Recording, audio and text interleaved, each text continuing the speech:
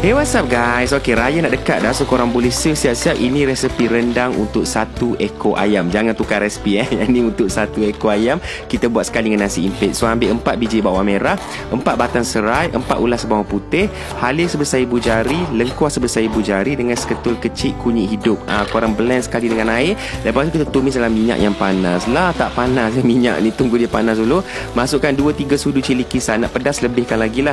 Tumis sampai dia pecah minyak, baru masukkan 1 ekor ayam, and then letak 2 kotak kecil santan, 4 helai daun limau purut dengan 1 helai besar daun kunyit tu.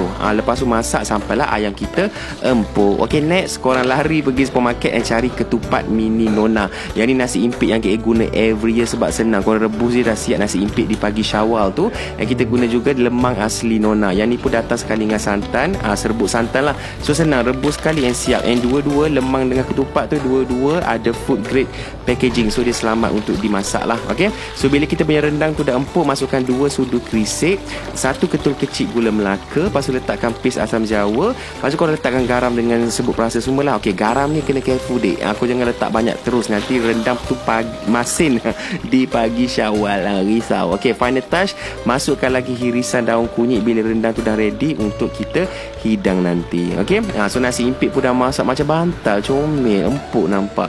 Lemang pun dah siap. Lepas tu korang bagi dia cool down, jangan terus potong, tak cantik. Bagi dia cool down dulu, dah padat baru kita potong. Lemang pun sama, bila slice macam ni nampak nyot-nyot lagi tekstur dia, and sedia untuk dihidang. Okay, resipi ni dah perfect untuk 1 ekor ayam. Jangan tukar, jangan buat separuh ekor, 2 ekor, jangan letak ikan, 1 ekor saja. And boleh try, sangat mudah untuk dibuat hari raya nanti.